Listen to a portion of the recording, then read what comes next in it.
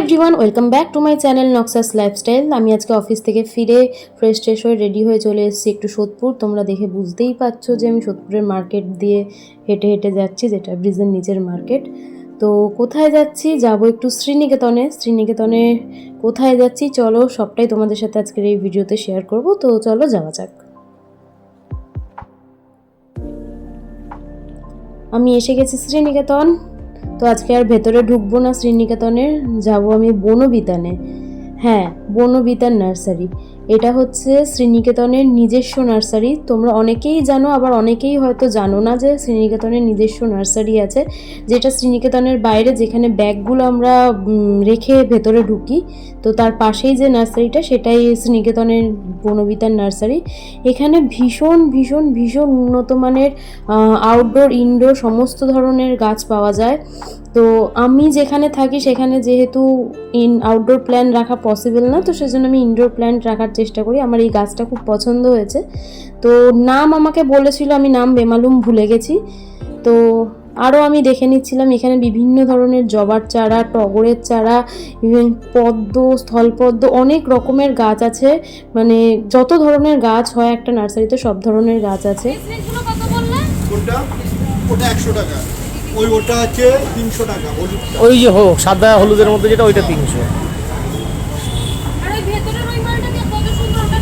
ওটা 150 টাকা বিরকিল। হ্যাঁ দেখাচ্ছি।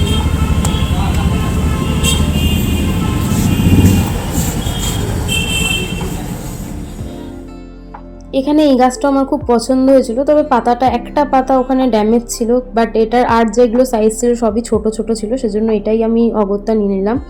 আর এখানে আমি আরও জিজ্ঞাসা করে নিচ্ছিলাম যে অ্যাকচুয়ালি গাছের কিভাবে পরিচর্যা করতে হয়, মানে আমি যেভাবে জানি সেভাবে, নাকি আরও অন্য কোনো প্রসেস আছে। আমি এই কাকুটার থেকে জেনে নিচ্ছিলাম কতটা কি জল দেবো, কি ব্যাপার, কি বৃত্তান্ত, কতক্ষণ রোদে রাখবো, সবটাই জেনে নিচ্ছিলাম। তো এখানে কাকু আমাকে এই গাছটা দিয়েছে, আমার পছন্দ না হওয়ায় আমি এখানে অন্য একটা গাছ দেখতে যাচ্ছি। তো এখানে আমি গাছগুলো দেখছি কোনটা ভালো আছে না আছে। তো দেখো কাকু এসে আমাকে গাছগুলো বের করতে হেল্প করছে। কাকু যেভাবে গাছের মুন্ডি ধরে টেনে টেনে বের করছে, আমার বহুত কষ্ট লাগছিল দেখে যে এরমভাবে কেন টেনে টেনে বের করছে। যাই হোক, ওটাই ওদের প্রসেস। এখানে এসে মশা ঠসা কামড়েছে দেখো। যাই হোক, এইখানে এই 4টে গাছ আমি নিয়ে নিয়েছি। তো এই গাছগুলোর এখন টব পাল্টে ভালো করে মাটি আর সার দিয়ে নতুন করে টবের মধ্যে ভরে দেবে কাকু বলেছে। দেখো কাকু প্যাকিং করে দিয়েছে গাছগুলো খুব সুন্দরভাবে, নতুন টব দিয়ে সুন্দর করে করে দিয়েছে। এই যে কাকুদের কার্ড। তারপর এখানে দিল্লি জুসের দোকানে এসে আমি একটা বাটারস্কচ মিল্কশেক খেয়ে নিয়েছিলাম। এটার দাম ছিল 50 টাকা। এটা অসাধারণ খেতে ছিল। তো এটা খেয়ে ঠান্ডা হয়ে চলো বাড়ির পথে রওনা হওয়া যাক। তো হাঁটতে হাঁটতে বাড়ির পথে যাচ্ছি।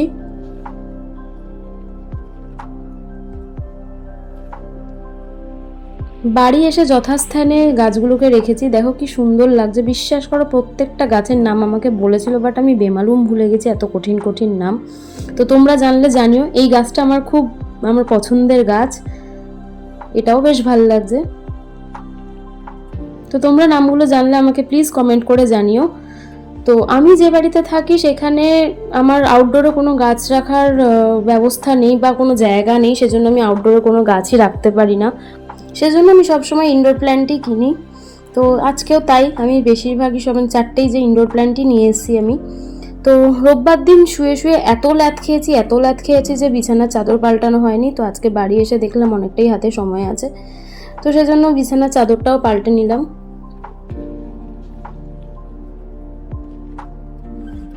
তোমরা গাছ কে কে ভালোবাসো আমাকে অবশ্যই কমেন্ট করে জানিও।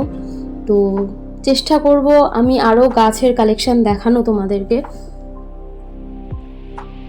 দেখো আমার ঘরটা কত সুন্দর লাগছে,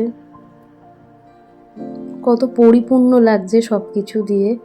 আমার তো বেশ ভালো লাগছে। তোমাদের কেমন লাগছে আমাকে অবশ্যই কমেন্ট করে জানিও। আর ভিডিওটা ভালো লাগলে লাইক, কমেন্ট আর সাবস্ক্রাইব। চলো আজকের মতো এটুকুই, টাটা।